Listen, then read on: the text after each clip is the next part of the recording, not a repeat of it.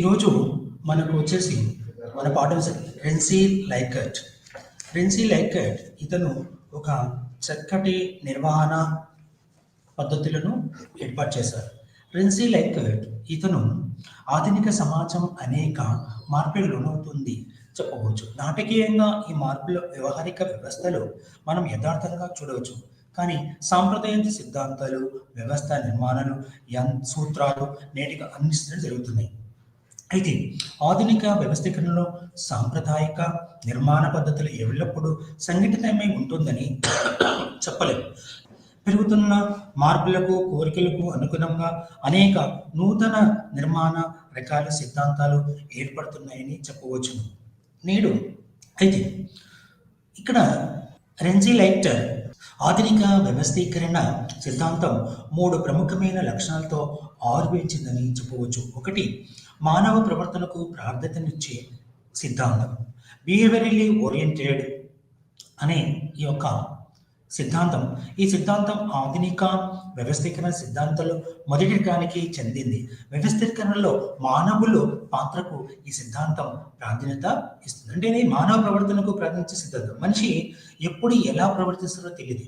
ఆ ప్రవర్తనను అనుసరించి సిద్ధాంతాన్ని రూపొందించబడుతుంది. రెండవది, వ్యవస్థీకరణ సిద్ధాంతంపై బాహ్య పరిస్థితుల ప్రభావ సిద్ధాంతం. Orientation as a system made up interacting parts. Orientation as a system made up interacting parts. అంటే ఇది రెండో ప్రధానమైన సిద్ధాంతం ఆధునిక వ్యవస్థీకరణ సిద్ధాంతంలో ఇది ప్రముఖమైనదిగా చెప్పవచ్చును. ఇందులో ఆధునిక వ్యవస్థీకరణ సిద్ధాంతంపై బాహ్య పరిస్థితుల ప్రభావం లేదా ఒకదానిపై మరొకటి ఎలా ప్రభావం చూపుతుందో అంటే ఏంటి ఇక్కడ వ్యవస్థీకరణ సిద్ధాంతం బాహ్య పరిస్థితులు అంటే బయటి నుంచి ఉండే ప్రభావం ఈ సిద్ధాంతం ఎలా ఉంటుందో చూపిస్తుంది. అంతర్గతంగా కాకుండా బాహ్యపరంగా ఏదైనా వ్యవస్థ ఉంటే ఆ వ్యవస్థకు బాహ్యపరంతోనే సంబంధాలు ఎక్కువగా ఉంటాయి. ఆ వ్యవస్థ బాహ్యపరంతోనే చక్కగా లావాదేవీలు నిర్వహిస్తుంది. ఎవరైనా సరే ఒక వ్యక్తి బాహ్యపరంగానే తన యొక్క ఉన్నతిని, అభివృద్ధిని కోరుకుంటారు. అయితే ఇక్కడ అనిశ్చిత సిద్ధాంతం. మూడవది, అనిశ్చిత సిద్ధాంతం లేదా అగంతుక దృక్పథం అంటే కాంటింజెన్సీ అప్రోచ్. దీని ప్రకారం వ్యవస్థీకరణ విషయంలో మనం అనుసరించే పద్ధతులు ఏవి కరెక్ట్ అయినవి, ఏది సరి అయినవి కావు. ప్రస్తుత పరిస్థితుల్లో విషయంలో నేడు మనం అనుసరించే పద్ధతులు ఏవి సరైనవి, ఏవి సరైనవి కావు, వాటిని ఎలా ఉపయోగిస్తామో ప్రస్తుత పరిస్థితులకు అనుగుణంగా వ్యవస్థీకరణలు సబబుగా ఉంటుందని ఈ సిద్ధాంతం చెప్తుంది. అంటే అనిశ్చిత సిద్ధాంతం, అగంతుక సిద్ధాంతం, కంటిన్యూసీ అంటే ఇంతవరకు ఉంటుంది. అనిశ్చిత అంటే ఎప్పుడు ఉంటుందో, ఎప్పుడు మార్పు వస్తుందో తెలియని పరిస్థితిలో నేడు ఆ యొక్క సిద్ధాంతాల రూపకల్పన జరిగింది అని ప్రవర్తన సిద్ధాంత శాస్త్రం. అంటే రెన్సీ లైకర్ట్ ఏమంటారంటే బిహేవియరల్ ప్రవర్తన శాస్త్రాలపై తీర్పు వెలువడింది. అంటే నిర్వహణ సిద్ధాంతం వ్యవస్థీకరణ సిద్ధాంతాలను పటిష్టం చేయటం ద్వారా సత్ఫలితాలు పొందవచ్చు. అవి మనస్తత్వ శాస్త్రం, సమాజ శాస్త్రం, సామాజిక మనస్తత్వ శాస్త్రం. సమాజ శాస్త్రం అంటే సమాజ సోషియాలజీ, మనస్తత్వ శాస్త్రం అంటే సైకాలజీ, సామాజిక మనసు సోషియాలజీ, సైకాలజీ ఈ రెండు కలిపి ఒక శాస్త్రంగా ఉంటున్నాయి. ఒక వ్యక్తి లేదా వ్యక్తుల సమూహం ఒకే విధంగా ఎందుకు ప్రవర్తిస్తారు, ఒక వ్యక్తి లేదా ఒక వ్యవస్థ ఎలా ఒక వ్యక్తుల సమూహం అంటే ఒక వ్యక్తి ఒక గుంపులాగా ఉన్న సమూహం ఒకే విధంగా ఎందుకు ప్రవర్తిస్తారు అనే ప్రశ్నకు ప్రవర్తన శాస్త్రజ్ఞులు సమాధానం ఇవ్వగలరు. మీరు అంటే వ్యవస్థలో ఒక వ్యక్తి ఇంకొక గ్రూప్లో ఉన్న వాళ్ళ వ్యక్తి కూడా అందరూ ఒకే విధంగా ఎలా వస్తారు అంటే ఒక వ్యవస్థ విజయం అపజయంలో మానవ కార్యం. ఒక వ్యవస్థ అది పైకెచ్చిందా, ఒకవేళ అభివృద్ధి చెందకపోయినా మానవ కార్యం ముఖ్యమైనది. అంటే హ్యూమన్ యాక్టివిటీ అనేది చాలా ముఖ్యమైనది. ఈ హ్యూమన్ యాక్టివిటీ అన్ని నిర్వహణ కార్యాల్లో కంటే మానవ కార్యం నిర్వహణ అనేది కేంద్రచమ కాక ముఖ్యమైనది. ఏ వ్యవస్థకైనా హ్యూమన్ మనుషులు లేకపోతే పని లేదు. హ్యూమన్ యాక్టివిటీ మానవ కార్యం లేకపోతే ఏ వ్యవస్థ కూడా మనుగడ కొనసాగించదు. కాబట్టి నిర్వహణ కార్యాలలో కంటే మానవ కార్య నిర్వహణ అనేది కేంద్రాంశమే కాక చాలా ముఖ్యమైనది. మానవ కార్యం కేంద్రాంశం కాకుండా చాలా ముఖ్యం. ప్రతి ఒక్క పనిని మనిషి చూస్తాడు కాబట్టి, మనిషి ద్వారానే ఆలోచిస్తాడు కాబట్టి, మనిషి చేతిలో చేయబడుతుంది కాబట్టి మానవుడు అతి ముఖ్యం. అయితే కాబట్టి మానవ ప్రవర్తన అనేది నిర్వహణ చర్యకు మూల బిందువుగా మనము చెప్పవచ్చు.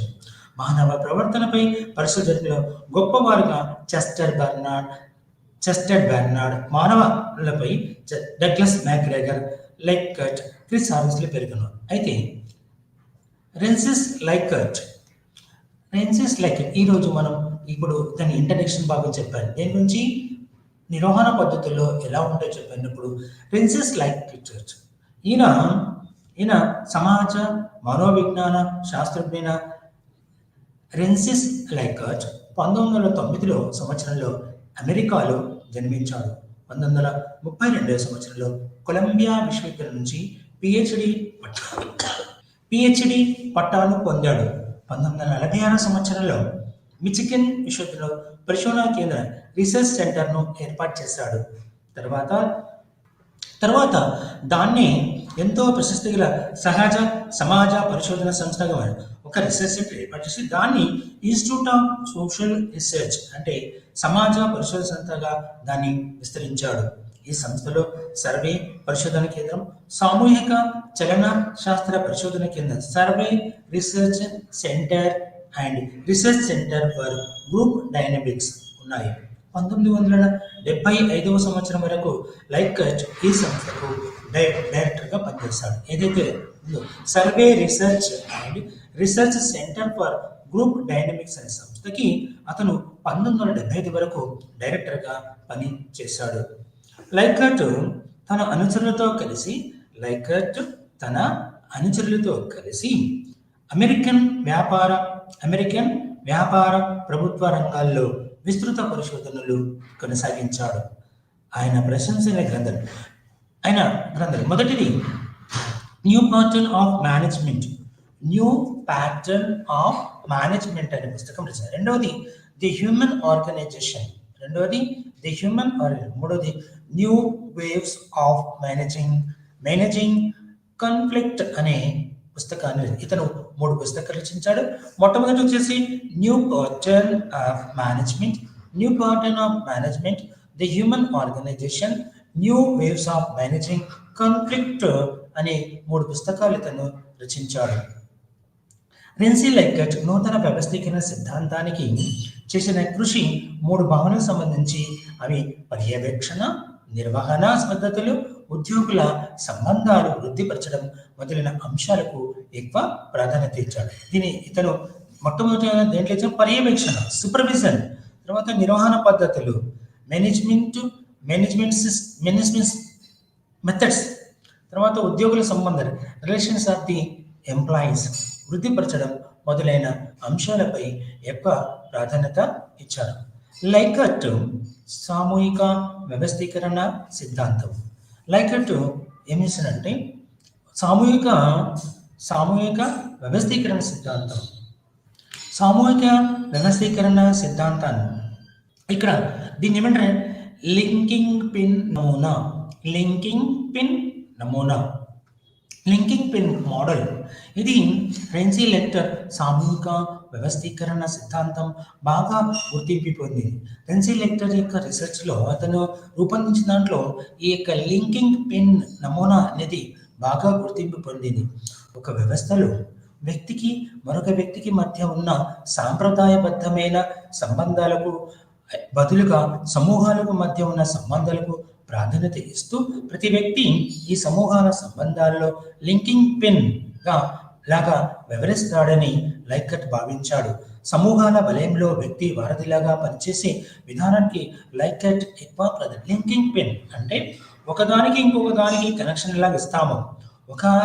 ఒక సిస్టమ్కి ఇంకో సిస్టమ్కి మనం ఎట్లన్నా పిన్ ద్వారా మనం సంబంధం కలుపుతామో అలాగే సమూహాలు ఒక గ్రూపు ఇంకొక గ్రూప్ నుంచి కొన్ని గ్రూపుల యొక్క సమూహారంగా వాటికి కనెక్షన్ పెడుతున్నాడు.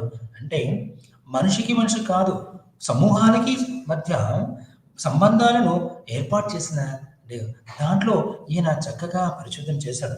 లింకింగ్ భావన సామాన్యమైనప్పటికీ ఒక వ్యవస్థ నిర్మాణంలో ఇది ఒక వాస్తవమైన మార్గదర్శకమైన పద్ధతిలో ప్రతి వ్యక్తి భాగస్వామి తన కింది యూనిట్కు నాయకత్వం వహించడంతో పాటు పైరు సభ్యుల సమూహంతో సభ్యత్వం కలిగి ఉంటాడు. ఒక వ్యక్తి ఒక నాయకుడుగా ఉంటే కింద సమూహానికి నాయకుడుగా ఉన్న పైన యూనిట్ ఏదైతే ఉందో పైన ఒక సమూహం ఉంటుంది. ఆ సమూహంలో కూడా సభ్యుడు కలిగి ఉంటాడు. ఈ విధంగా ప్రతి వ్యక్తి 2 సమూహాల్లో సభ్యత్వం కలిగి ఉంటాడు. ఒక వ్యక్తి ఒక నాయకుడు ఉండి ఒక గ్రూపు ఉంటే దానిపైన ఇంకొక గ్రూప్ ఉంటుంది, తనపైన ఇంకొక అధికారం చెల్లించబడి కాబట్టి అందులో ఈయన ఒక వ్యక్తిగా ఉంటాడు, ఒక సభ్యుడిగా ఉంటాడు. అంటే ఒక వ్యక్తి 2 గ్రూపుల్లోనూ సభ్యుడిగా ఉంటాడు. ఈ సంప్రదాయబద్ధమైన క్రమానుగత శ్రేణికి వ్యతిరేకంగా ఈ లింకింగ్ పిన్ మార్గదర్శకాన్ని లిక్టర్ ఆవిర్భవించేస్తారు. అంటే క్రమానుగత శ్రేణి కింద నుంచి పైకి A to Z, Z to A కు ఎలానైతే ఉందో ఈ అల్ఫాబెటికల్ ఆర్డర్లో పైనుంచి కిందికి కింది నుంచి పైకి ఎలాగైతే జరుగుతుందో వాటిని ఈ యొక్క మన క్రమానుగత శ్రేణికి వ్యతిరేకంగా ఈ లింకింగ్ పిన్ మార్గదర్శకాన్ని లికర్ట్ ఆవిర్భవించేశాడు. ఈ విధానంలో సమూహాల మధ్య పర్యవేక్షణ ఉంటుంది. ఒక్కొక్క సమూహానికి ఒక వ్యక్తి ఉంటాడు. ఆ సమూహాలన్నీ కూడా పర్యవేక్షించుంటాయి. ఈ మార్గదర్శకంలో ఆదిక్యుడు అనే భేదాలు, ఆధీనుడు ఒకరికో ఆధీనుడు కానీ ఆదిక్యుడు అంటే ఒకరితో ఇంకొకరికి పై అధికారం పెత్తనం చెల్లించడానికి లేదు. అయితే ఇందులో భేదాలు ఏమున్నాయి? ఈ లింకింగ్ పిన్ నిర్మాణంలో సమూహాలు వ్యక్తులకు భాగస్వామ్యం వేయించడంలో ప్రణాళిక రచనల్లో నిర్ణయీకరణలో అవకాశాన్ని కల్పిస్తాయి. ఈ మోడల్లో వ్యక్తి నిర్ణయాలు తీసుకోవడంలోనూ తీసుకున్న నిర్ణయాలను అమలుపరచడంలో ప్రముఖ పాత్ర వహిస్తాయి. ఇవన్నీ కూడా ప్రముఖ పాత్ర వహిస్తాయి. ఇక్కడ లైకర్ట్ తన యొక్క రూపంలో ఇది ఇక్కడ లింకింగ్ పిన్ అనేది ఇతను ఏర్పాటు చేసిన ఒక మోడల్. అంటే వ్యక్తి కాదు, సమూహాలు, ఒక గుంపును ఒక నాయకుడు ఉంటాడు, దానికి పై అధికారం ఉంటాడని మనం చక్కగా గుర్తుంది. లింకింగ్ మోడల్లో ఈ విధానంలో సమూహాల మధ్య పర్యవేక్షణ ఉంటుంది. ఒక్కొక్క సమూహం మధ్య సూపర్విజన్ ఉంటుంది, పర్యవేక్షణ అనేది ఉండేది. అయితే ఈ మోడల్లో వ్యక్తి నిర్ణయాలను తీసుకోవడంలోనూ తీసుకున్న నిర్ణయాలను అమలుపరచడంలో ప్రముఖ పాత్ర వహిస్తాడు. అయితే ఈ లింకింగ్ సమూహాల్లో వ్యక్తి ప్రణాళిక రచనలో అంటే ఆ యొక్క వ్యవస్థ నడవడానికి ప్రణాళిక రచించబడుతుంది. ఆ ప్రణాళిక రచనలో నిర్ణయీకరణలో అవకాశం కల్పించబడతాయి. ఎవరికి? వ్యక్తి నిర్ణయాలు. ఒక్కొక్క వ్యక్తి యొక్క నిర్ణయం ఎలా ఉంటుంది? ఆ తీసుకున్న నిర్ణయాల్లో అవకాశం కల్పిస్తారు వ్యక్తికి. ఆ తీసుకున్న నిర్ణయాలు అమలుపరచడంలో ప్రముఖ పాత్ర వస్తుంది. ఒకవేళ ఇచ్చిన ఏదైతే నిర్ణయం తీసుకుంటే అది ఉపయుక్తంగా ఉండి అభివృద్ధికరంగా ఉంటే దాన్ని అమలుపరచడానికి ఈ యొక్క లింకింగ్ పిన్ మోడల్లో ముఖ్యమైన పాత్ర వహిస్తున్నాడు వ్యక్తి. నిర్వహణ పద్ధతులు, మేనేజ్మెంట్ సిస్టమ్స్ సామూహిక సిద్ధాంతాన్ని ఆధారంగా చేసుకొని ఏర్పడిన లింకింగ్ పిన్ మార్గదర్శకంలో మానవులు ప్రవృత్తిపై లైకర్ట్ విస్తృతమైన పరిశోధనలు చేశాడు. ఆయన తన పరిశోధన అంశాలు 2 రచనలు వివరించాడు. ఒకటి the new pattern of the management అని 2 రచనలు చూపించాడు. లింకింగ్ పిన్ అంటే నిర్వహణ పద్ధతులు ఒకటి, the new pattern of the management రెండవది హ్యూమన్ ఆర్గనైజేషన్ అంటే వ్యవస్థలో మానవులు ఎలా పనిచేస్తున్నారు. ఇది లైకర్ట్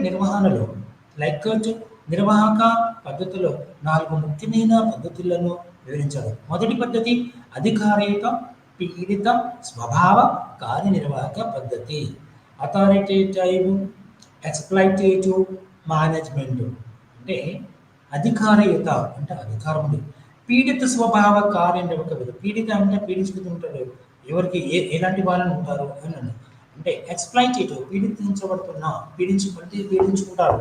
ఒక వ్యక్తి పని చేయించుకుంటాడు, 10 గంటల పని అయితే ఇంకొక 5 గంటలు ఎక్కువగా పని చేయించుకొని అతన్ని పీడించుకుంటుంటారు. వ్యక్తిని ఉన్న పని కాకుండా ఇంకా ఎక్కువ పనితో అది పీడిత భావం చేశారు. ఒకటే. రెండవది ఇది సాంప్రదాయబద్ధమైన పద్ధతి. దీనిలో నిర్వాహకులు మొదట్లో దీనిలో నిర్వాహకుల ఆధీనంపై విశ్వాసాన్ని నమ్మకాలు ఉంటాయి. మొదటి దాంట్లో ఏముంటుంది? ఆధీనులపై విశ్వాసం, నమ్మకాలు ఉండవు. అంటే నేనున్నాను, నాకు ఎంత పనిచేస్తున్న వాళ్ళ మీద వాళ్ళకి నమ్మకం లేదు, వాళ్ళ మీద విశ్వాసం కూడా ఉండదు. నిర్ణయకుల్లో ఆధీనులకు ఏమాత్రం స్థానం ఉండదు. నిర్ణయం తీసుకున్నప్పుడు కింది వాళ్ళ చెప్పేది ఏది కూడా పట్టించుకోకుండా పై వాళ్ళే తీసుకుంటారు. రెండో పద్ధతి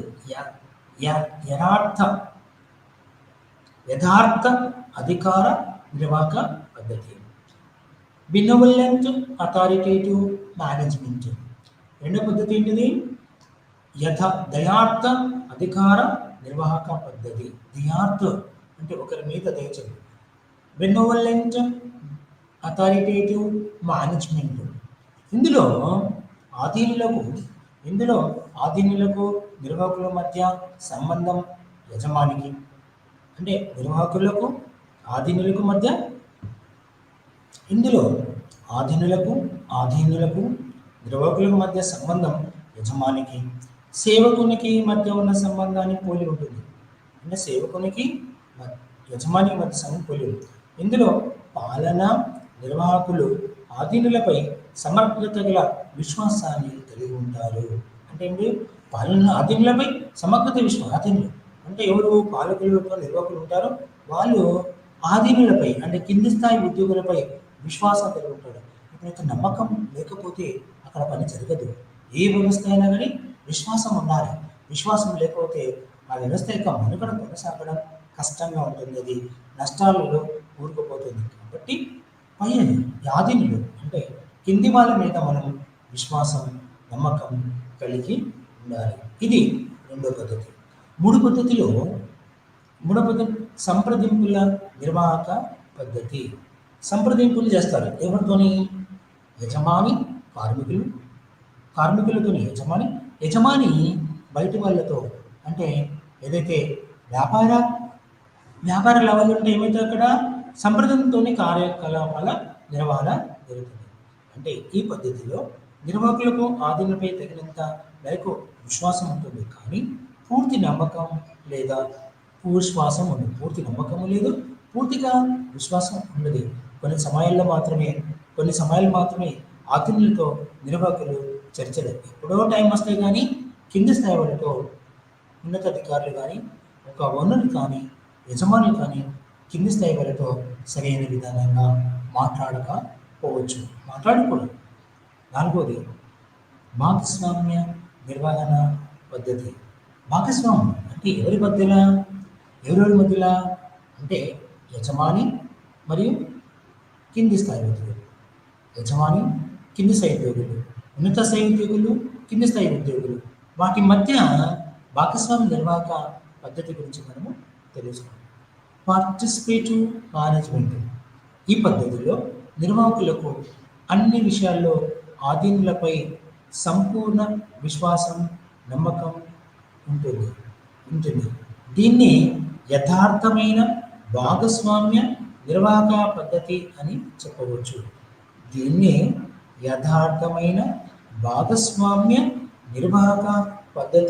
అని కూడా మనము చెప్పవచ్చు.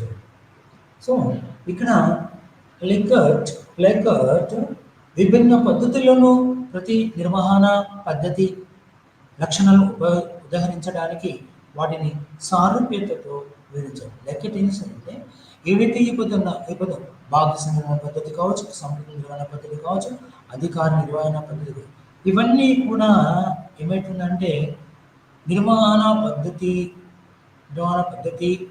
వాటి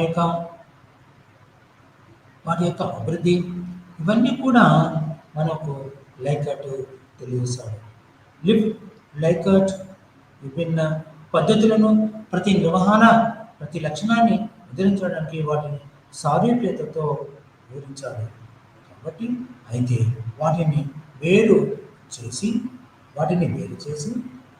తల్లి ప్రాంతానికి తల్లి, తర్వాత వాటిని సారూప్యతతో వాటిని వేరు చేసే మార్గాలు మాత్రం చూడలేదు పట్టిక. అంటే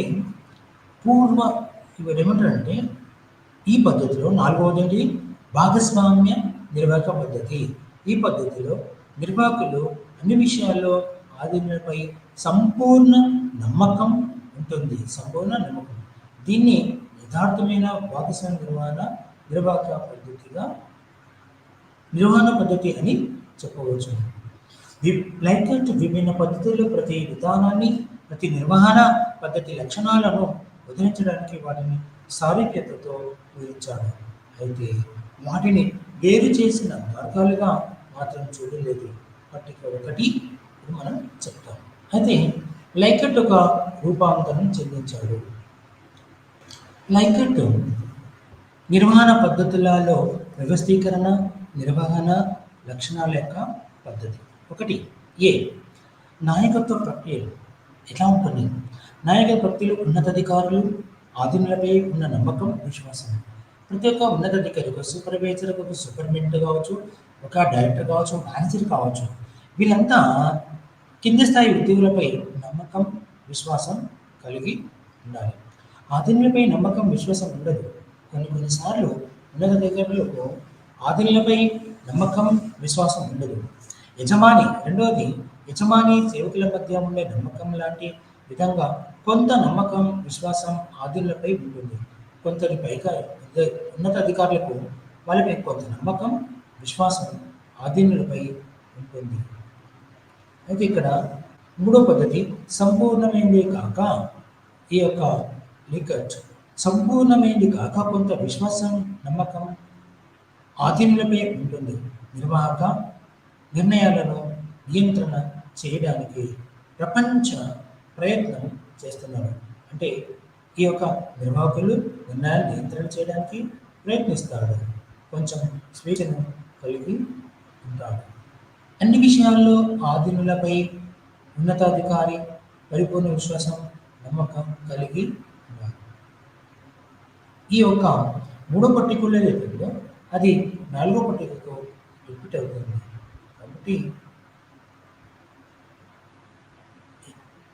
కాబట్టి ఇక్కడ చెప్తున్నాం. ఇక రెండవది వచ్చేసి వ్యవస్థ యొక్క రకంలో రెండోది ఆధీనులు తమ విధులకు సంబంధించిన విషయాలు తక్షణ ఉన్నతాధికారితో చర్చించడానికి స్వేచ్ఛ, ఉన్నతాధికారుల ప్రవర్తన గురించి చెబుతుంది. ఏముంటుందంటే మొదటి నాయకత్వ ప్రక్రియలు ఉన్నతాధికారులు తన కింద ఆధీనులతో నమ్మకం మరియు విశ్వాసం కలిగి ఉంటారు. ఇక్కడ ఉన్నతులు వివిధ సంబంధాలు కలిగి ఉంటారు. వివిధ వ్యవస్థలకు, అంటే organizations, different organizations in our state. We want to connect with that. This is the goods are there. We are supplied to their this purchase, but we don't know the yearly the speaking very well. అయితే ఇక్కడ ఉన్నతాధికారితో చర్చించిన స్వేచ్ఛ, ఉన్నత అధికారుల ప్రవర్తన ఉంటుంది. ఇక్కడ 1, 2, 3, 4 పద్ధతులు ఉన్నాయి. 1 ఆధీనోద్యోగులు తమ విధులకు సంబంధించిన విషయాలు ఎప్పుడూ స్వేచ్ఛగా వారి నాయకులతో చర్చించలేరు. ఆధీనోద్యోగులు తన ఓపికతో తన యొక్క అభిప్రాయాలను ఎవరితోనూ చెప్పుకోలేడు. ఇక్కడ ఆధీనులు తమ ఉద్యోగి విధులకు సంబంధించిన విషయాలు తమ నాయకులతో స్వేచ్ఛగా చర్చించలేరు. ఇక్కడ ఇద్దరు వ్యక్తులు ఉంటే, ఇద్దరు అనుభవం ఉంటే, ఆ ఇద్దరిలో ఒకరి నుంచి ఒకరు తెలుసు. అయితే ఆ ఇద్దరి మధ్యలో ఎవరు మంచివాడు, ఎవరు శిక్షించడానికి అనుకుంటారు అనేది తెలియజెప్పడం లేదు. ఆధీనులు తమ ఉద్యోగి సమస్యకు సంబంధించిన నిర్ణయాలు తమ నాయకులతో స్వేచ్ఛగా చర్చించడం. అంటే 2018 తెలంగాణ రాష్ట్ర సమితి 14లో ఏర్పాటు చేసిన తర్వాత ఇక్కడ కింది స్థాయి వాళ్ళని ఎవరిని కూడా అతను మాట్లాడించేవాడు కాదు. ఏకో నారణ అన్నీ తానే పార్టీ ఎక్కడ రోడ్లు వేయాలన్నా, ఎక్కడ నార తెరలన్నా, ఎక్కడైతే వ్యవసాయ రంగానికి మనకు కావలసిన వివిధ రకాల విషయాలు నాయకులతో స్వేచ్ఛగా ఈ యొక్క క్లాస్ వాళ్ళు చర్చించుతారు. ఈ విధానంలో 3వ పద్ధతిలో కొంచెం స్వేచ్ఛగా కలిగి ఉంటారు. ఇక్కడ 3 దాంట్లో వచ్చేసి కొంచెం స్వేచ్ఛను కలిగి ఉంటారు. అలాగే పరిపూర్ణ వ్యక్తుల యొక్క పరిపూర్ణ స్వేచ్ఛను కలిగి ఉంటారు. ఎవరు? ఉద్యోగి స్వామి. ఉద్యోగి స్వామి. అయితే ఇక్కడ మూడోది సి, ఆధీనుల నిధుల సమస్య. ఆధీనుల నిధుల సమస్య సాధనలో వారి ఉద్దేశాలు, సాధనలో వారి యొక్క ఉద్దేశాలు, వారిచ్చే సలహాలు పాటించడం, వాటి నిర్మాణాత్మక ఉపయోగం గురించి ఉన్నతాధికారుల యొక్క వైఖరి. అంటే వాళ్ళు ఏం చెప్తున్నారు, వాళ్ళ అభిప్రాయం ఏం చెప్తున్నారు అని తెలుసుకోవచ్చు. విధుల నిర్వహణలో మెథడ్ 1, 2, 3. మెథడ్ 1 అంటే మెథడ్ 1 అంటే పట్టిక 1 వివిధ నిర్వహణలో వచ్చే సమస్యలు పరిష్కరించడంలో ఉద్యోగుల పాత్ర ఉంటుంది. అనుకూల అనుకూల అనుకూల నిర్వహణలో, నిధి నిర్వహణలో వచ్చే సమస్యలు పరిష్కరించడంలో ఆధీనుల పాత్ర ఉంటుంది. ఎక్కడైతే సమస్యలు వస్తాయో ఆధీన ఉద్యోగులు ఒకరి నుంచి ఒక 2 సార్లు చూసిన 3సారి అతనే ఆ యొక్క సమస్యకు పరిష్కార మార్గం చూపగలుగుతాడు. అంటే ఆధీనుల పాత్ర అతి ముఖ్యమైనది. ఆధీనుల సలహాలు, అభిప్రాయాలు పరిగణలోకి తీసుకోవడం జరగదు. అయితే కొన్ని మెథడ్ 2లో కొన్ని వేళల్లో విధి నిర్వహణలో వచ్చే సమస్యలను పరిష్కరించడంలో ఆధీనోద్యోగుల అభిప్రాయాలు, సలహాలు నాయకులు పరిగణలోకి తీసుకుంటారు. సాధారణంగా నాయకులు ఆధీనుల విధి నిర్వహణ సమస్యల పరిష్కరించడంలో ఆధీన సలహాలు, అభిప్రాయాలు పరిగణలోనికి వాటిని నిర్మాణాత్మకంగా తీసుకొని ఉపయోగిస్తారు. అంటే వాళ్ళు వర్క్ చేస్తుంటారు కాబట్టి ఏదైనా మిషన్ పాడైనా ఎక్కడైనా ఏదైనా ఉంటే ఆ ఉద్యోగులు ప్రతి ఒక్క విషయం కూడా తెలుసుకుంటారు కాబట్టి, ప్రతి విషయం చర్చించారు కాబట్టి జాగ్రత్తగా ఉండండి. అయితే ఇక్కడ నాలుగో పద్ధతులు ఏమంటే అన్ని విషయాల్లో అంటే మూడోది ఏంటంటే సాధారణంగా నాయకులు ఆధీనుల విధి నిర్వహణ సమస్యలు పరిష్కరించడంలో ఆధీనుల సలహాలు, అభిప్రాయాలు పరిగణలోకి వాటిని నిర్మాణాత్మకంగా తీసుకొని ఉపయోగిస్తారు. నాలుగోది అన్ని రంగాల్లో, అన్ని సమయాల్లో, అన్ని విషయాల్లో ఆధీనుల ఉద్దేశాలు, అభిప్రాయాలు పరిగణలోకి తీసుకొని ఉపయోగించడం జరుగుతుంది. ప్రేరణ కారకం, వ్యవస్థ కారకం. ఇక్కడ మొదటి దానిలో మనం ఏం చేసాము? వ్యవస్థ కారకం. అయితే ఇక్కడ వ్యవస్థ కారకంలో రెండవది ప్రేరణ చెందడానికి వాడే ప్రేరణ కారకాలు, వాటి లక్షణాలు. దీంట్లో 4 పద్ధతుల్ని. 1 భయం, బాధించడం, శిక్షించడం. ఎప్పుడో ఒకప్పుడు బాగుంటుంది. పనిచేస్తున్నప్పుడు అరే సార్ తిడతాడేమో, మేనేజర్ తిట్టాడేమో, సూపర్వైజర్ వేస్తాడో, లేకపోతే పని చేయకపోతే శిక్షిస్తాడేమో అనేది ఎప్పుడో ఒకప్పుడు బహుమతులు. అయితే పని మంచి చేస్తే ఎవరైనా ఉంటే అప్పుడు ఆ యొక్క నాయకుడు కానీ, ఆ యొక్క యజమాని కానీ వాళ్ళకు బహుమతులు కూడా ఇస్తారు. రెండవ పద్ధతి బహుమతుల శిక్షణ.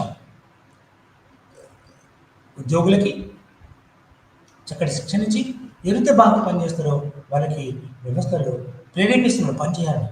ప్రేరణకు వాడే ప్రేరణ కారకాల్లో ఇక్కడ బహుమతులు అనేది అతి ముఖ్యమైనది.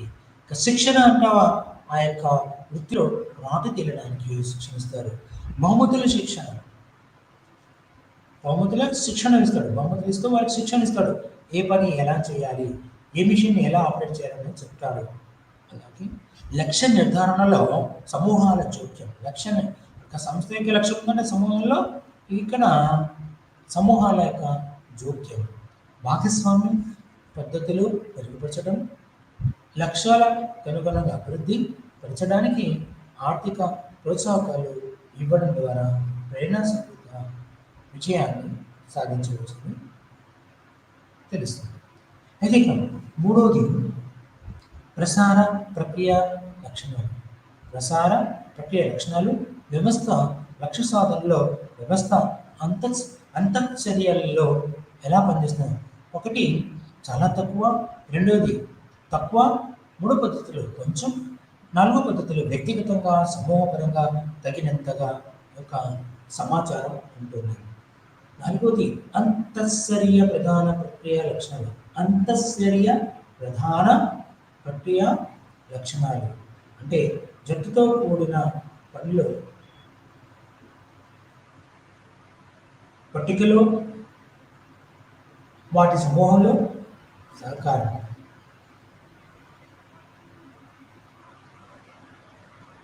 ఇక్కడ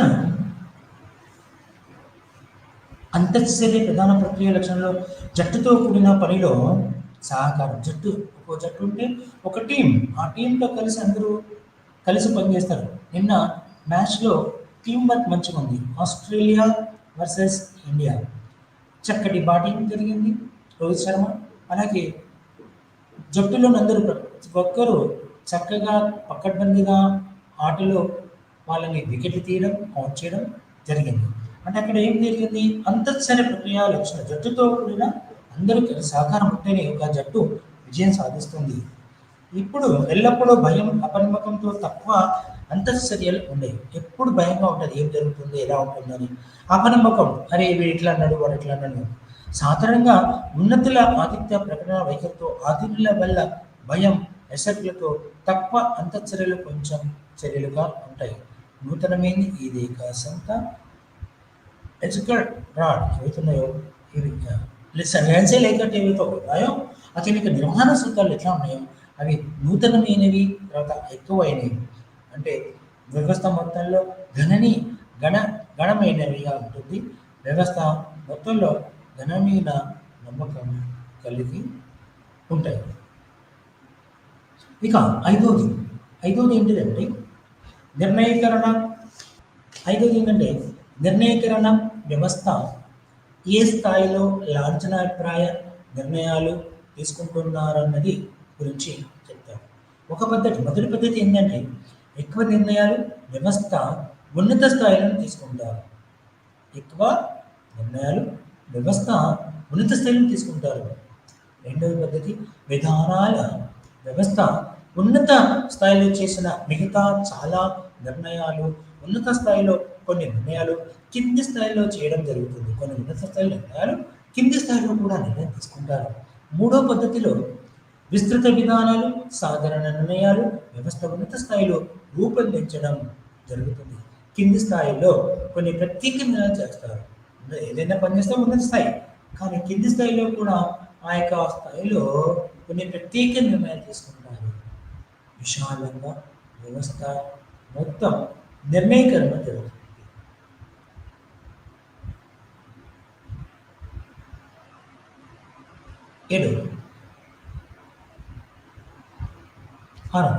లక్ష్య నిర్ధారిత లేదా ఆజ్ఞ లక్షణం.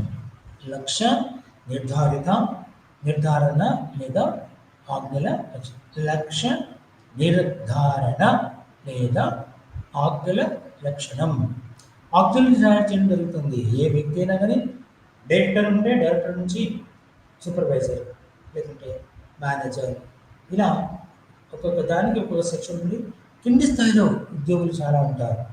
ఒక సూపరింటెండెంట్ కింద, ఒక సూపర్వైజర్ కింద కనీసం 10 నుంచి 15 నుంచి 20 మంది, 25 లేదా 30 మంది ఉంటారు. ఇక్కడ లక్ష్యాలు నిర్దేశం, ఆజ్ఞలు జారీ చేయడం జరుగుతుంది.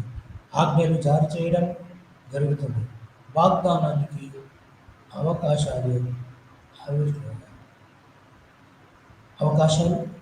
వీటన్నింటి కూడా ఆజ్ఞలు జారీ చేసి అప్పుడు జరుగుతున్నాయి. న్యాయ సమాజానికి అవకాశం కూడా ఉండవచ్చు. లక్ష్య నిర్ధారణ. మూడో పద్ధతి లక్ష్య నిర్ధారణ లేదా ఆజ్ఞలు వివిధ సమస్యలు, ప్రణాళిక చర్యల కోసం ఆధునిక కాలంలో స్పందించిన తర్వాత అది జారీ చేయబడతాయి.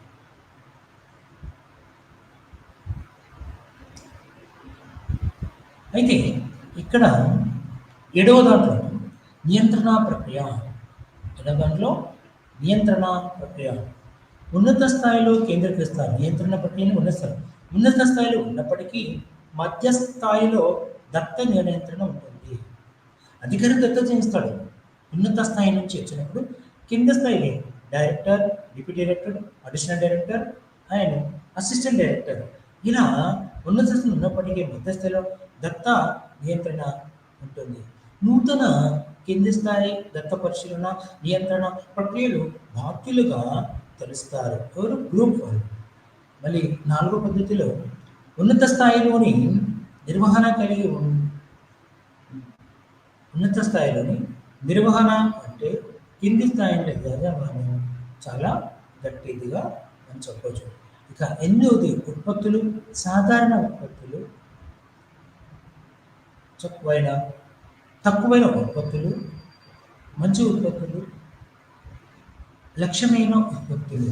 ఇక్కడ ఎనిమిదవది వచ్చేసి ఉత్పత్తులు. మొదటి పద్ధతి సాధారణ ఉత్పత్తులు, రెండవ పద్ధతి చక్కనైన ఉత్పత్తులు, మూడవ పద్ధతి మంచి ఉత్పత్తులు, నాలుగవది అధిక శ్రేష్టమైన ఉత్పత్తులు.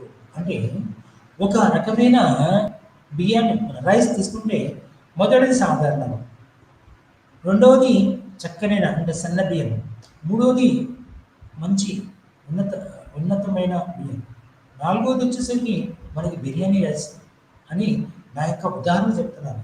అంటే వంట భోజనం చేయడానికి దొడ్డు బియ్యమా, సన్న బియ్యమా, లేకపోతే ఉత్పత్తి కొనలేకపోతే ఒక్కొక్క బట్టలు ఒక్కొక్క నూనె చెప్తారు కదా, అసలు వాటి యొక్క ఖరీదు హెచ్చుతగ్గులు చాలా ఉంటాయి. కాబట్టి ఖరీదులను చూసి వాటిని అధికమైన ఉత్పత్తులకు అధిక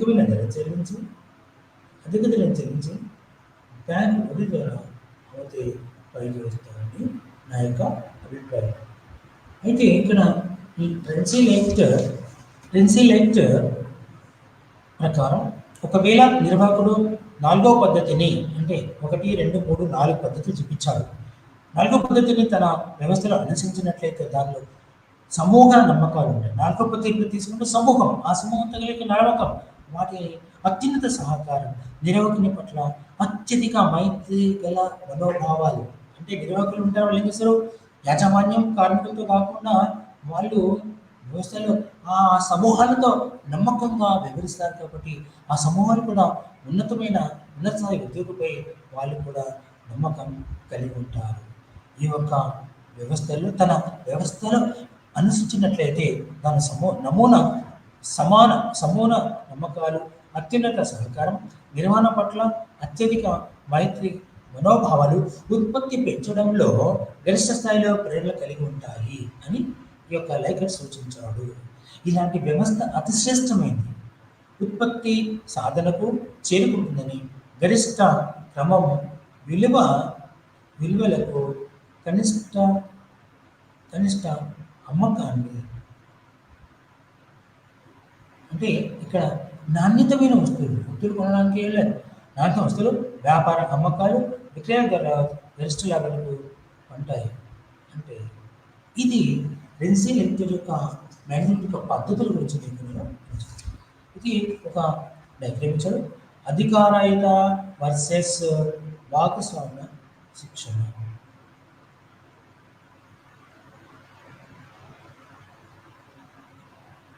ఇక్కడ అధికారయుత వర్సెస్ భాగస్వామ్య నిర్వహణ పద్ధతులు.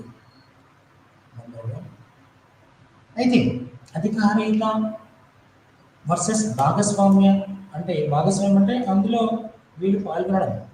నిర్వహణ పద్ధతులు.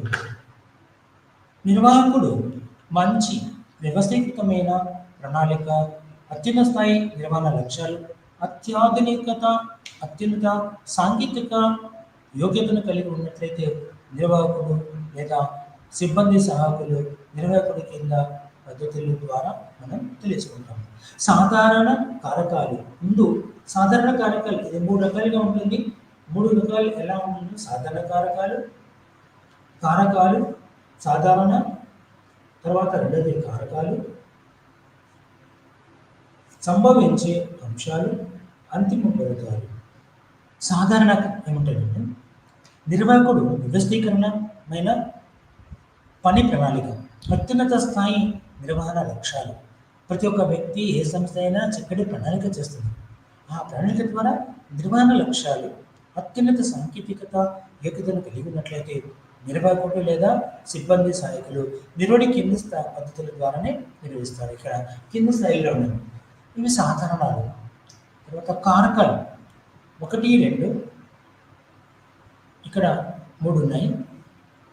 ఫలితాల కోసం సాంప్రదాయ పద్ధతులు, ప్రత్యక్ష క్రమానుగత ఒత్తిడులను ఉపయోగిస్తారు. సాంప్రదాయ పద్ధతులు ఉండి ఇక్కడ క్రమానుసారం జరగకపోయినా ఒక కర్ర పట్టుకుంటే తమ ఆలోచన కింద నుంచి పైకి, పై నుంచి కిందికి, తల నుంచి గోటి వేళ్ళ వరకు వాటి మీద ధ్యాస పెడితే దాని సంగతి మనకు ఎట్లాగో తెలుసు. పద్ధతి 4 ఫలితాల కోసం ఆధారపడిన సంబంధాలు సామాజిక పర్యవేక్షణ పద్ధతి 4 అంశాలను ఉపయోగిస్తుంది.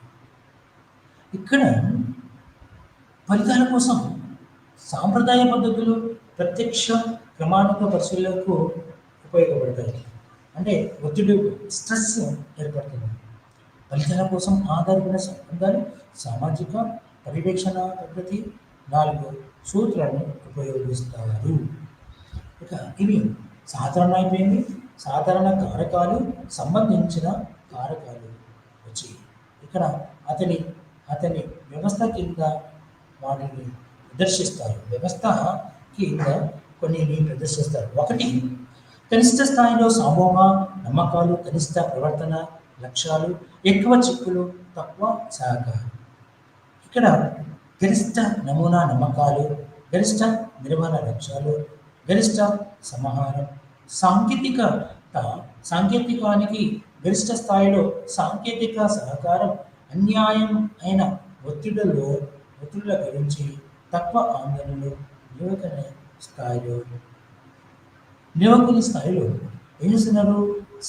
సాంకేతికంగా గరిష్ట స్థాయిలో సాంకేతిక సహకారం, అన్యాయమైన ఒత్తిడుల గురించి తక్కువ ఆందోళనలు, నిర్వాహకునికి పట్ల అత్యధిక మైత్రి సంబంధాలు, ప్రతి ఉత్పత్తి కోసం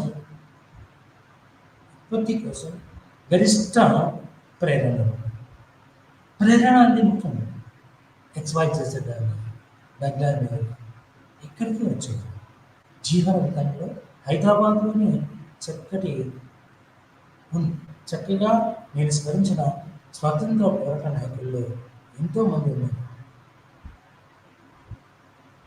ఈ విధానంలో ఏమవుతుందంటే అన్యాయమైన ఒత్తిడుల గురించి తక్కువ ఆందోళనలు, నిర్వహణ పట్ల అధికమైన మైత్రి సంబంధాలు, ఉత్పత్తి కోసం గరిష్ట ప్రేరణలు ఇస్తాడు.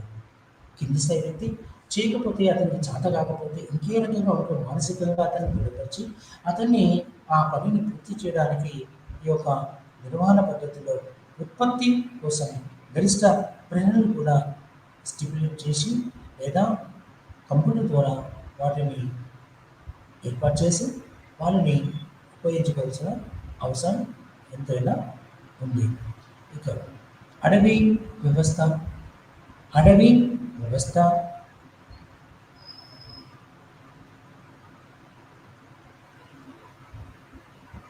ఇక్కడ అభివృద్ధి వ్యవస్థకి కొన్ని చేరుకుంటాయి. అతని వ్యవస్థ కింద స్థితికి చేరుకుంది. అంటే అంతిమ ఫలితాల కారకాలు అంటే చివరిగా ఏమొస్తున్నాయో వాటి గురించి మనము తెలుసుకుందాం. కనిష్ట అమ్మక పరిణామాలు, గరిష్ట అమ్మకం పరిణామాలు, కనిష్ట అలా ఉంటాయి. కనిష్ట అంటే తక్కువ, అమ్మకం, గరిష్ట అంటే ఎక్కువ. ఇక్కడ కనిష్ట అమ్మక పరిణామాలు, గరిష్ట అమ్మక ఖర్చులు, కనిష్ట వ్యాపార అమ్మకాలు, విక్రేతల ద్వారా కనిష్ట లాభం. ఆదాయం తక్కువ, అమ్మకాలు అనగానే ఉన్న దాంట్లో వాటిని తొక్కుకుంటూ లేకపోతే ఏదో అపరిశుభ్రంగా రవాణా సౌకర్యం చేయగలరు. అప్పుడు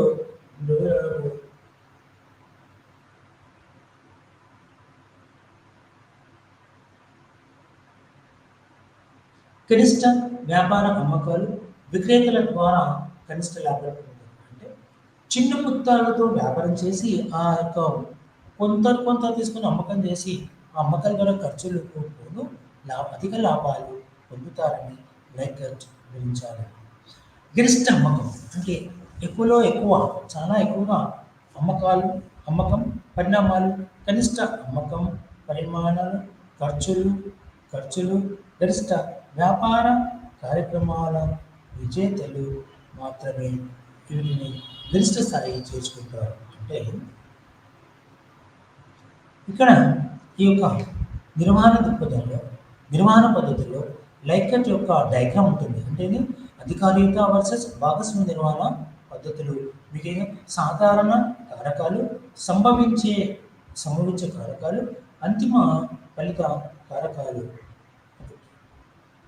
ఈ 4 రకాలన్నీ కూడా ఒక డయాగ్రామ్ ద్వారానే మీకు నేను వీటిని వివరించాను. అయితే రెన్సీ లైకట్ ఏమేమి చేశాడో మనం ఇప్పుడు మళ్ళీ చూద్దాం. రెన్సీ లైకట్ పైన విమర్శ కూడా ఉంది. రెన్సీ లైకట్ యొక్క లూథాన్ అభిప్రాయంలో లింకింగ్ పిన్ మోడల్ కేవలం సాంప్రదాయబద్ధమైన క్రమానుగత శ్రేణి విధానంలో త్రికోణ సంబంధాన్ని మాత్రమే ఏర్పాటు చేస్తుంది. త్రికోణం అంటే త్రిభుజాలు. అంటే లూథాన్ అభిప్రాయంలో లింకింగ్ పిన్ మోడల్ కేవలం సాంప్రదాయబద్ధమైన క్రమానుగత శ్రేణి విధానంలో త్రికోణ సంబంధాన్ని మాత్రమే ఏర్పాటు చేస్తుంది. మిగిలిన కొందరి అభిప్రాయంలో ఈ పద్ధతి ద్వారా నిర్ణయీకరణలో జాప్యం జరిగేందుకు అవకాశం ఉందని ఇతను వివరించారు. ఎవరు? లూథాన్ అనే దానిలో లింకింగ్ పిన్ అనేది ఏంటిది? ఇక్కడ సాంప్రదాయబద్ధ క్రమానుగత శ్రేణి విధానంలోనే త్రికోణ సంబంధాన్ని మాత్రమే త్రికోణ అంటే మనము ఏ నుంచి బి, బి నుంచి సి, సి నుంచి డి, ఈ నుంచి ఎఫ్ వరకు, పై నుంచి కింద వరకు, మరి కింద నుంచి పై వరకు, లేకుంటే పై నుంచి కింద వరకు. ఏ అంటే ఏబి, ఏసి ఎవరైనా తూర్పుముఖంగానే వచ్చి మన తెలుగు సంప్రదాయంలో కూర్చుంటారు. వారి యొక్క కార్యకలాపాలు కొనసాగిస్తారు. కాబట్టి ఇక్కడ న్యూటన్ తను ఏం చెప్తాడు? లింకింగ్ పిన్ మోడల్ అనేది ఒక క్రమానుసారంలో ఉన్న త్రికోణ పద్ధతిని మాత్రమే ఏర్పాటు చేసి మిగిలిన కొందరి అభిప్రాయంలో ఈ పద్ధతి ద్వారా నిర్ణయకరణలో జాప్యం జరిగేందుకు అవకాశం ఉందని వివరించారు. నిర్ణయకరణలో జాప్యం అంటే పొద్దున సాయంకాలం 2 రోజులని ఇట్లా జాప్యం జరగదు. పనికి అడ్డంకు జరిగే అవకాశం ఉంటుందని కొందరు వివరించారు. ఈ పద్ధతిలో అయితే కమిటీ పద్ధతిలోని లోపాలను మనం ఎదుర్కోవాల్సి ఉంటుంది. కమిటీ ఏర్పాటు చేసి ఆ కమిటీ పద్ధతి ద్వారా పనిచేస్తుంటే వాటి యొక్క లోపాలను వెతుకుతున్నారు. ఈ పద్ధతిలో ఉన్న సమూహాలు సమానంగా ఉపయుక్తమై ఉండాలి. ఏ పద్ధతిలో ఉన్న సమూహాలు అంటే కూడా ఒక సమానంగా ఉపయుక్తంగా ఉంటే అది ఉపయోగకరంగా ఉండాలి. లేకపోతే ఒక సమూహం లోపం వల్ల సంపూర్ణ వ్యవస్థ బలహీనపడే ఏదైనా 2 యూనిట్లు ఉంటే ఏ ఒక యూనిట్ సరిగా పనిచేయకపోతే అది ఆ వ్యవస్థలో ఉన్న వ్యక్తులను కూడా హరించేస్తుంది. వ్యక్తులు మానసికంగా కృంగిపోతారు. కాబట్టి ఇక ఈ 4వ పాలనా పద్ధతి అన్ని వ్యవస్థలో ప్రవేశత్వం ఎదుర్కొనే సమస్యను లైకట్ మర్చిపోలేదు. ఈయన అభిప్రాయంలో ఈ పద్ధతిని ప్రవేశపెట్టే విషయంలో విస్తృతమైన అనేక అంశాలను శక్తులను ఆధారం చేసుకోవాల్సి వస్తుంది. ఏమంటే ఏదైతే పద్ధతి 4 రకాల పద్ధతులు ఉన్నాయి, 1, 2, 3, 4 ఇప్పటిదాకా మనం చెప్పుకున్నాం. ఆ పద్ధతుల్లో పద్ధతిలో అనేకమైన అంశాలు ఉన్నాయి. వాటి యొక్క శక్తులను ఆధారం చేసుకోవాలి. వాటి యొక్క సూత్రాల ప్రకారం వ్యవస్థ మనుగడ ఉన్నత స్థాయికి ఎదగాలని చెప్తున్నాం. ఇక్కడ ఈ యొక్క పాఠం యొక్క సారాంశం ఎలా ఉంది? వ్యవహారికమైన వ్యవస్థలు నాటకీయపరమైన మార్పులకు లోనవుతాయని చెప్పవచ్చు. అంటే వ్యవస్థలోని అన్నీ కూడా ఇవన్నీ వ్యవహారంలో ఉన్నాయి. ఈ వ్యవహారంలో ఉన్న వ్యవస్థలో ఉన్న నాటకీయపరంగా అంటే ఎప్పుడు ఏ రకంగా ఒక మార్పులకు లోనవుతాయని లైకట్ చెప్తున్నాడు. ఈ విధానంలో అంటే ఆ యొక్క వ్యవస్థలకి అనుగుణంగా దీనికి అనుగుణంగా నిర్వాహక విధానంలో కూడా మార్పులు వస్తాయి. మానవ ప్రవృత్తికి ప్రాధాన్యతనిచ్చే సిద్ధాంతాలు వ్యవస్థల్లో మానవుల పాత్రకు ఎక్కువ ప్రాముఖ్యతను ఇస్తున్నాయి. అంటే మానవ సిద్ధాంతాలు అంటే మానవ ప్రవృత్తికి ప్రాధాన్యతనిచ్చే సిద్ధాంతాలు వ్యవస్థలో మానవుల పాత్రకి ఎక్కువ ప్రాముఖ్యతనిస్తాయి. అంటే వ్యవస్థ నడుస్తుంది. ఆ వ్యవస్థలో కొందరు వ్యక్తులు ఉంటారు. ఆ వ్యక్తుల యొక్క పనితీరుతోనే ఆ సంస్థ బాగా నడుస్తుంది. అందుకని ఆ సంస్థలో ఆ యొక్క వ్యక్తులకు ప్రత్యేక స్థానం కల్పించబడతారు. ఒక టెక్నీషియన్స్ కావచ్చు, ఒక నాయకుడు కావచ్చు, ఒక నిర్ణయకర్త కావచ్చు, ఒక కార్మికుడు కావచ్చు. కొందరు కార్మికులు ఉంటే ఆ యొక్క వ్యవస్థ యొక్క ఉత్పత్తి అధిక స్థాయిలో ఉంటుందని చెప్పబడుతుంది. మానవ ప్రవృత్తి ప్రదర్శించే సిద్ధాంతాలు మానవుల యొక్క పాత్ర ఎక్కువ ప్రదర్శిస్తున్నాయి. లైకట్ తన వ్యవస్థీకరణ సిద్ధాంతం నిర్ణయీకరణ విషయంలో సమూహాలకు ప్రాధాన్యత ఇస్తుంది. లైకట్ తన యొక్క వ్యవస్థీకరణ సిద్ధాంతం నిర్ణయీకరణ విషయంలో సమూహాలకు ప్రాధాన్యత ఇస్తుంది. ఇది మనం చాలా చక్కగా గుర్తుపెట్టుకో. తిరిగి మనం ఏం చెప్తున్నాం? లైకట్ తన వ్యవస్థీకరణ సిద్ధాంతం నిర్ణయీకరణ విషయంలో సమూహాలకు ప్రాధాన్యత ఇస్తుంది. ఇతను చేసిన ఏవైతే 2 పుస్తకాలు ఉన్నాయో ఆ పుస్తకాలన్నీ కూడా దీని యొక్క ప్రత్యేకత ఏంటంటే ఆర్గనైజేషన్స్ అనే పుస్తకం రచించాడు. లైకట్ ఏం చెప్పాడు?